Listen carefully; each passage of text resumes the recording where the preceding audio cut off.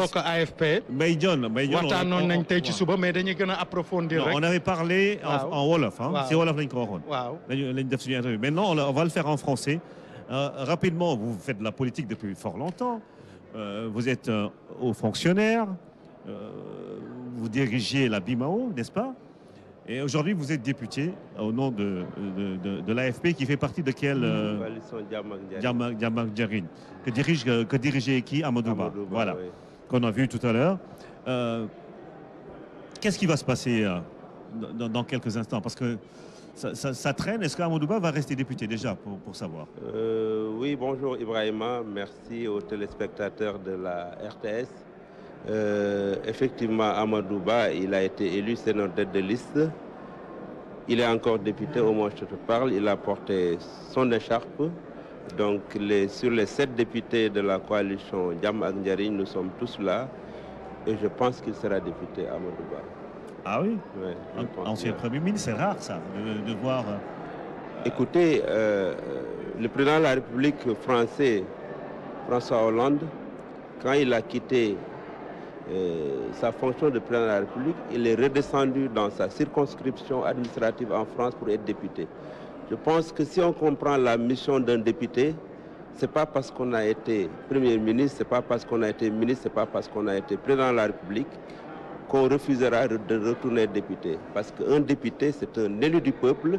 Si tu aspires à être président de la République et que Dieu ne l'a pas fait, si on t'élit député, rien que pour travailler pour le Sénégal, tu dois être en mesure, avec beaucoup d'humilité, de pouvoir servir ce pays. Parce qu'un homme politique, je pense, à mon avis, ne doit pas avoir des pouvoirs discrétionnaires pour dire je vais être tel poste. Non. Partout où tu peux servir ce pays, je pense que la fonction de député est tellement noble que c'est un honneur de servir ce pays, quelles que soient par ailleurs les fonctions qu'on aurait occupées avant. Bien sûr, on parle des grands chantiers de l'Assemblée nationale. Aujourd'hui, c'est vrai, les priorités du peuple sénégalais sont là, sur le tableau de bord. Vous allez sans doute défendre certains projets de loi ou voter contre. Quels sont selon vous les grands chantiers? On parle de la loi d'amnistie, de la souveraineté économique, de cette haute cour de justice. Est-ce que c'est d'actualité au sein de votre... Écoute, Ibrahima, je pense qu'aujourd'hui, cette législature est venue dans un contexte très particulier. Le président de la République a la prérogative de dissoudre l'Assemblée nationale. Il l'a fait. Il a organisé les élections. Nous le félicitons pour l'avoir organisé sans contestation. Mais il y a une grosse urgence. Le plus grand chantier aujourd'hui, c'est le vote de la loi de finances initiale de notre pays. Un pays, c'est des finances publiques. Et pour administrer ces finances, il faut un vote de budget. Et pour voter ce budget également, l'idéal c'était d'avoir les grandes orientations. Malheureusement, la dernière législature n'a pas permis, pour plusieurs raisons, de permettre au Premier ministre de faire sa déclaration. Mais je pense que le plus gros chantier aujourd'hui, c'est que nous attendons du Premier ministre actuel de dire quelles sont les grandes orientations du gouvernement actuel. Et naturellement, il faudrait qu'on presse le pas, après avoir installé le bureau aujourd'hui, que je l'espère dans des consensus forts, qu'on puisse s'atteler au vote de la loi de finances initiale. Mais il faut rappeler également que le président Bassirou Diomaye avait pris le pouvoir en mars 2024 et il a continué un mandat, il a continué un exercice budgétaire et beaucoup de dépenses ont été engagées, entre autres, l'organisation des élections, le fonds de secours pour les inondations. Ces dépenses ne faisaient pas partie de la loi de finances initiale. Il urge aujourd'hui de voter la loi de finances rectificative pour permettre aux dépenses qui ont été engagées par le gouvernement, qui sont des dépenses prioritaires, qu'elles puissent être comptabilisées dans l'exercice qui sera clos le 31 décembre. Ça, c'est un axe important. Le deuxième, comme je l'ai dit, nous acheminons vers un exercice qui sera véritablement l'année de lancement du nouveau régime. Il faut qu'il vote le budget, qu'il fixe les grandes orientations pour que les Sénégalais sachent aujourd'hui quelles sont les priorités du gouvernement. Naturellement, un des axes forts sur lesquels les Sénégalais attendent la législature, c'est qu'on se départisse vraiment de cette image que les Sénégalais n'ont plus envie de voir. Ces députés qui se battent, ces députés qui montent sur des tables, ces députés qui s'arrachent nos michauds. Nous devons avoir une assemblée de gens responsables quelles que soient nos contradictions, nous devons respecter les Sénégalais qui nous ont élus. 165 députés, c'est 18 000 Sénégalais. C'est pas parce que 18 millions de Sénégalais, nous ne sommes pas les plus intelligents, nous ne sommes pas les plus diplômés, nous ne sommes pas les plus riches.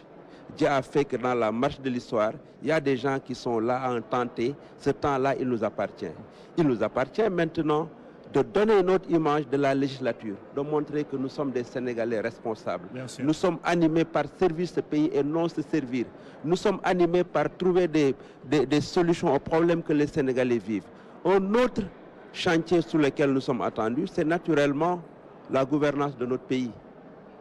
Aujourd'hui, il y a beaucoup de scandales qui sont quittés là et là. Je pense que le gouvernement sénégalais doit lancer en tout cas de grandes réformes pour permettre que les gestions des finances publiques soient saines, qu'elles soient orthodoxes. Mais honorable, les réformes ne sont pas seulement attendues du gouvernement. Le gouvernement, c'est vrai, tient ces projets de loi. Vous aussi, de votre côté, vous tenez vos propositions de loi. En ce qui vous concerne, que comptez-vous faire pour mener à bien justement le projet dont vous parlez? Issa, je suis tout à fait d'accord avec toi. J'étais en train de développer, vous m'avez coupé, j'interpelle le gouvernement parce qu'il a la primauté sur les législatives. Aujourd'hui, entre les projets de loi et les propositions, c'est les projets qui passent d'abord. Mais je vais interpeller d'abord mes collègues députés, à commencer par moi-même, que nous puissions avoir des projets de loi, des propositions de loi constructives qui vont permettre naturellement au gouvernement de pouvoir ajuster en tout cas sa politique dans tous les domaines.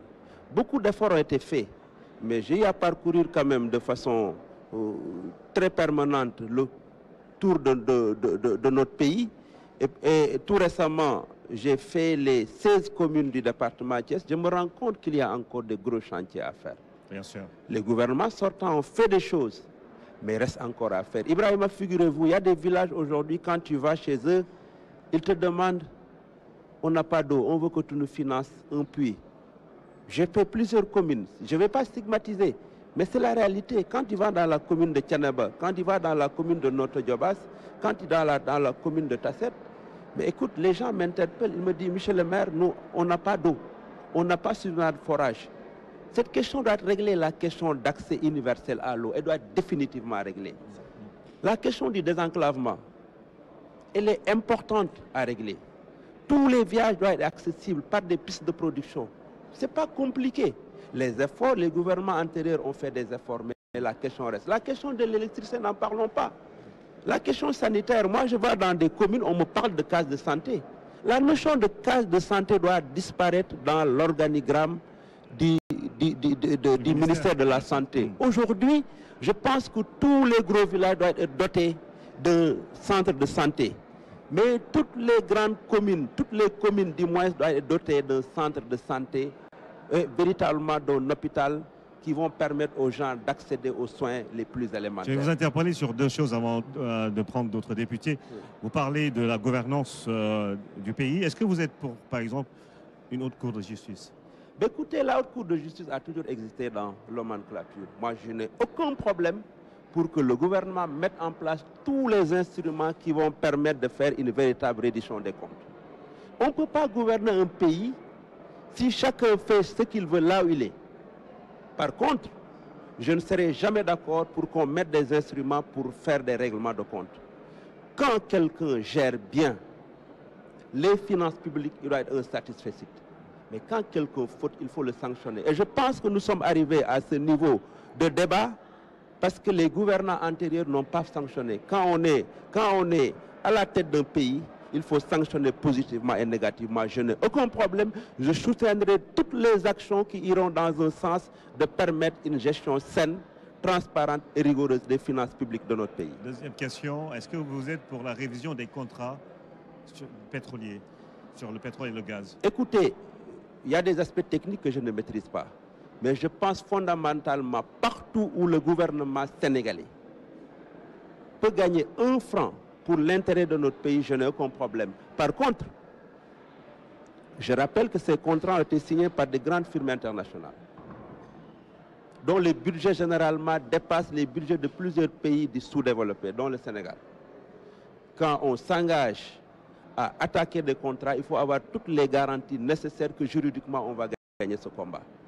Parce que si on perd, c'est le revers de la médaille. Ça peut coûter excessivement cher, c'est devant des juridictions internationales. Il faut que le Sénégal s'entoure de toutes les garanties avant de s'attaquer à n'importe quel type de contrat, qu'il soit pétrolier, gazier, minier. Mais à mon avis, qu'il soit un contrat local ou avec une firme internationale, il faut prendre toutes les dispositions nécessaires, s'entourer des garanties pour éviter que demain, ce soit le revers de la médaille. Bien sûr, vous êtes le maire de Ngoundiane, vous allez juste nous parler de votre profil. Vous êtes quoi? Je suis enseignant? banquier, non, je suis directeur général de banque, je suis maire de Ngoundiane, et voilà, je suis de la coalition Djambak Ndiarigne et je suis du parti AFP. Voilà. Et très inspiré en matière de décentralisation. Il les connaît très bien.